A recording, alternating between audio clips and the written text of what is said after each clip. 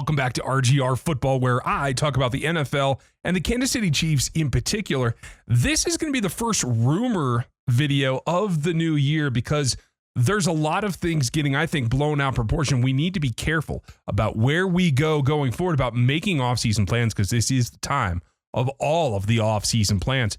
So we're going to go through what I think is one of the cornerstones of what this offseason has to be for the Chiefs. If you're new to the channel, make sure you click the like and the sub and the bell notification so you know what comes next. If you missed Dan's mock draft, first one of the year, it was great last night. Go back, check that out. We'll have more from Danilo this coming offseason. I'll be doing mocks. Dan and I will both be doing film.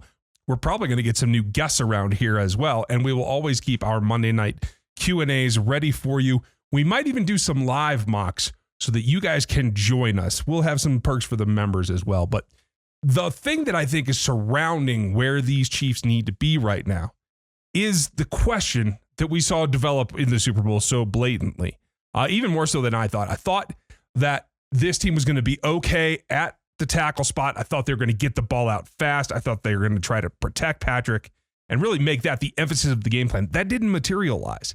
For whatever reason, I'm not sure what it was, but at the end of the day, it exposed the fact that it's not how good you are when you're at optimum strength, because Mitch Schwartz and Eric Fisher are one of the better tandems, easily in the top 10, one of the better tandems in the league. But it is a question of the health, especially when those two guys are getting older towards the top end of the age range where you can consider them consistently able to put out game after game after game. We know that Fisher isn't going to be back until later in the 2021 season. Now, the question of Mitch Schwartz has been a long-going one, and one that, quite frankly, is shrouded in mystery. Mitch took to Instagram to kind of say his year-end wrap. A lot of folks interpreted what he said as a declaration of, I'll be back and playing and I'm going to be fine. That's not actually what it says. So I want to go through this and take our time actually getting to know exactly what Mitch Schwartz is saying. So here's his Instagram post, and I don't want to go read it through word by word probably till we get down to the bottom, to tell you the truth. But the gist of it is reflecting on the season. He would have liked to have played more, would have liked to have run out of the tunnel. And then he notes the fact that, over 13 years, he started 190 games. That's incredible. One thing to note here is that it's people questioning his toughness, saying it's just your back. I found it notable that he put that in there because I think there is a certain section of NFL fans that feel that, hey, you should just be able to get over this because you're a professional athlete. That's not the way it goes. And especially with a 300-pound lineman with a back issue, that's something that can last you your entire life. You have to take that seriously. And I think that's why we haven't seen him try to come back this year. Now, that said, that doesn't mean you can't. There are all kinds of things that can happen. And we still, even in the midst of this post and everything that we've gotten from the team, we have absolutely no more detail about what his injury actually is than we did, the week after it happened. So we just have to go through it and take it for what it's worth. And that's why I wanted to illustrate this for you guys. He says specifically, I've never talked or posted about my workouts or health in the media, and I know a lot of you are curious about what's been going on. Okay, that's totally legitimate. And I think that's why a lot of folks started to get excited about what this says. But listen to what he actually says in reference to that. I'll share that at some point, and I'm looking forward to getting healthy and getting my body right.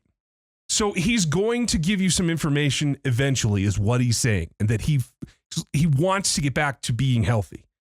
That says absolutely nothing about getting back on the field or getting back into a training program or getting back with this team.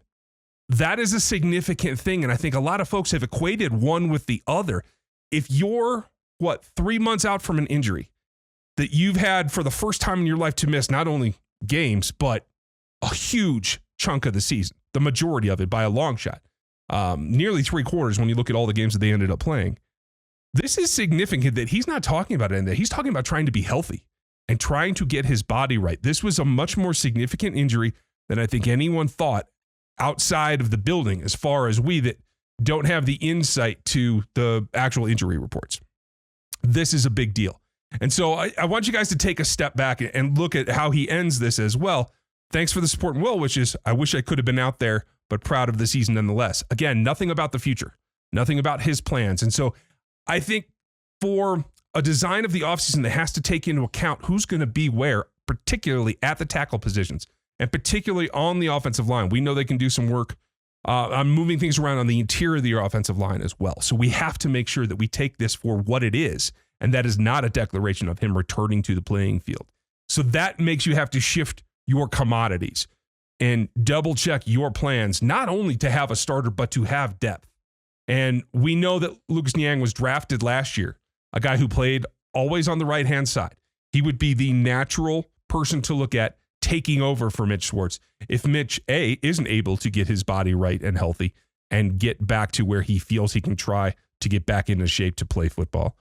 Or if he decides that, hey, I just don't think I can do that for the sake of my health for the rest of my life, I'm going to forego and retire. That is not off the table according to this. This does nothing to shake that. So I think you can project Niang, but Niang's a question. I think you can hope that Eric Fisher is going to get back, but that's a question not only of when, but how, and the quality of play once he does return. That Achilles has a lot of long-term effects in terms of explosiveness, something that Eric Fisher actually uses for an offensive tackle. He is one of the better athletes in this league to this day, was certainly when he was drafted. And that has to make you reevaluate what your priorities are. You saw Dan take a tackle in the first mock draft last night, and that's totally legitimate. I think that has to be the plan going forward.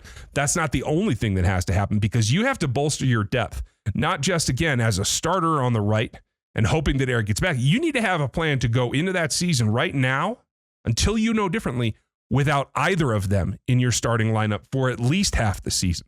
Unless we find information that follows on that changes that, I think these Chiefs are looking at having to replace both their starting tackles this season in order to get this coming 2021 season started.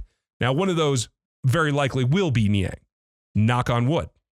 So that leaves a question at the left-hand side. And do you feel that any of the depth players that they have now in Durant, anyone projecting Rankin out there, I think is still a gamble. So there are some serious questions. And so we're going to go through this offseason. We'll probably go back and forth about this quite a bit. But I just wanted to set expectations that I see a lot of people rounding out rumors that Mitch Schwartz is back and he's going to be out there come 2021. That is not actually what this is saying. So we're going to take a deeper look. There are a couple of interesting wrinkles going on right now. We'll be back early next week with some comment on those and some theories about how they can start looking at this tackle position, along with everything else that they have to do. So keep it here. We'll have more for you tomorrow, and then we'll be back. We're going to shift to the off-season schedule. We'll have content for you 5 days a week. I hope that you guys are having a good one and starting to get excited about how this team is going to change itself and become the next evolution of the Andy Reid Kansas City Chiefs. It's going to be a fun ride. Thanks for checking this one. Make sure that you like and sub and hit the bell notification so you see what comes next as we go through this offseason. We appreciate your time and watching. We'll catch you next time. Thanks for watching this video from the team at RGR Football. Click these videos to see more and subscribe to RGR Football.